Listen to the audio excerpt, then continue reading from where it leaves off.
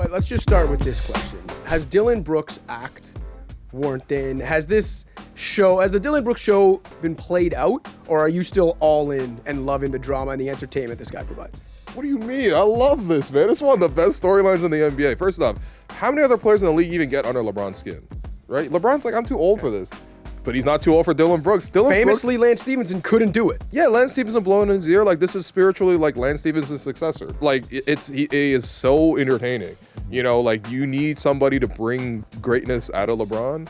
And, you know, with LeBron, it's just like everyone kind of just backs down from him, you know? Like, I'm speaking as from somebody who covered the Raptors for many years. I've seen every Raptor bow down to LeBron. Like, literally every Raptor, to the point where DeMar DeRozan was once like, I'll give you $100 to reporters if they can stop LeBron. Yeah. I mean, first off, that's worth more than $100. But second of all, like, no, Dillon Brooks has heart, he has spirit. And also, I've never had him on my team, so I don't really care if he wins or loses. Other than Team Canada. No, and he was great for Team Canada. Yeah. Let's put that out there too. But he's an entertaining character, and I think it brings the best out of LeBron in a way that I find super, super entertaining. Yeah, no, I love Dillon, and I think this was the role that Draymond Green was supposed to play. Yes. Especially starting with the 2016 finals. But like Will mentioned, you've seen like people fall in line and they get into LeBron's circle, obviously LeBron and Draymond. Which is what Dillon Brooks said LeBron wants, right? Exactly. He wants people to bow down. And Draymond, by the way, Dillon Brooks is also a clutch client as well, by the way. It's the funniest part. Still doesn't bow down. Yeah, but Dillon has come out and straight up said, like, you know, I'm not going to be a guy that's just going to bow down to LeBron, and I think that's great. Yeah. You know, I think all the talk off the court, like, you know, he took an L when he was in Memphis and they lost in that first round to the point where the team, like, got rid of him because he was, like, such a distraction. You know, he proved he could be part of a winning team, I think, in Memphis for the most part. He did that last year in Houston. Phoenix is overachieving this year. And I think people have talked great. Like, teammates have talked great about Dillon as just, you know, a vet, a leader and stuff. And I don't think, you know, I think we need more of this. I think we need more Dillon Brookses out there to challenge, like, the top guys. So yeah, no, I'm all in on the Dillon Brooks show. I think we need more Dillon Brooks from the media perspective. I think it's like great drama, great entertainment. We need more guys to go at the stars, and I love it because again, whether it ends up negatively affecting his own team or not, like it doesn't really affect me at all. It's a good story, and we're all in here for content, right? So like, there's no complaints from a media perspective.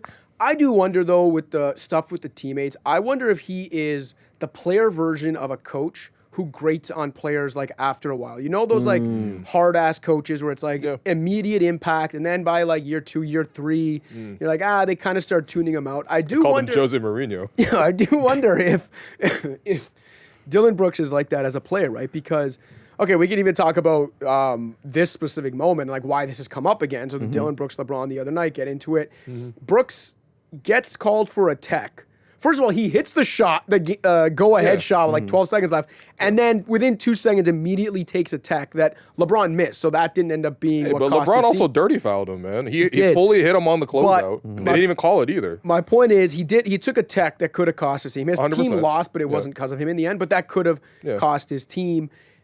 I just think things like that will add up after a while, right? And it's that stuff grates on you. I think he's won everywhere. I don't think he has. He's won everywhere he's gone. He has impacted winning everywhere he's gone.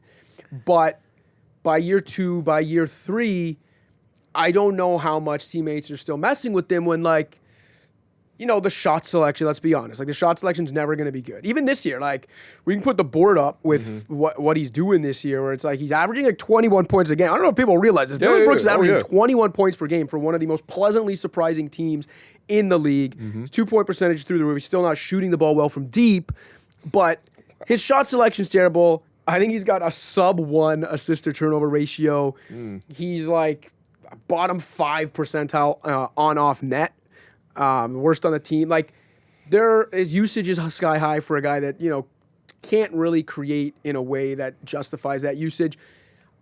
I just think over time, that decision-making, that style of play, and making decisions that could cost your team will grate on guys. Or am I like totally in the wrong here? And I like watching Dillon Brooks. Oh, I know the way you play sports. Exactly. You got a little Dillon Brooks in you yourself. I love watching man. Dillon Brooks, man. And like, he was great for Team Canada, but that was a 2-week tournament? It was, yeah. For 82 games, 2-3 years, like as that piles up, I just don't know, man. So I think this is the reason this is not really entirely fair to Dillon is, I mean, no one should expect Dillon Brooks to play as a number one or even as a number two option, right? And Phoenix is in a more desperate situation. They've kind of needed somebody to sort of be brave and sort of turn that franchise around. Last year, the Suns were arguably the most miserable team in the league. You know, like it was so depressing watching 3 stars just go through the motion and not deliver. This year they have a scrappy underdog team. Like, you know, Colin Gillespie's been incredible for them. You know, like Grayson Allen's had a good year for them. But it's really just the Island Misfit toys. Realistically, it should be Devin Booker as a number 1 guy and then, you know, Jalen Green as a number 2. Again, that's still not a great option, but like, you know, a lot of those guys have been out. So Dillon's had to step up and do more scoring. You know, I think from the perspective of a young team, it's probably good if players sort of adapt a little bit of his competitiveness, how intense he is, how serious he approaches everything, how willing he is to compete, but not copy everything about Dillon. You know what I mean? And I think that for a team like this, you just don't want him to be your best player or second best player because they're liable to get thrown out. It's like with Draymond with the Warriors. It's like Draymond might pop off a little bit, but ultimately the game's going to be decided by Steph, by KD, by Clay, and it's okay if Draymond goes off the hook a little bit because those guys can make up for it. If Dillon Brooks has to do the trash talking and then write the check when it actually comes due, then you're probably going to lose a lot of the time. But that's just not his role. It shouldn't be, at least. Yeah, I agree with Cash, though, in terms of just, like, there's probably an expiry date on, like, when Dillon goes on these certain teams. And, again, like, it is the Draymond corollary. Like, Draymond's the only person who's been able to, like, do all this stuff detrimental to his team, but somehow come up as, like, a net positive still, like, on the court, right? And can Dillon be that guy on, like, a winning team where he can get into these like kind of sideshows and beefs with people and still be a net positive? I think that's tough because Draymond's really the only guy that I can think of that has actually towed that line of like, oh, we're sick of this guy, but we actually really need him on the court.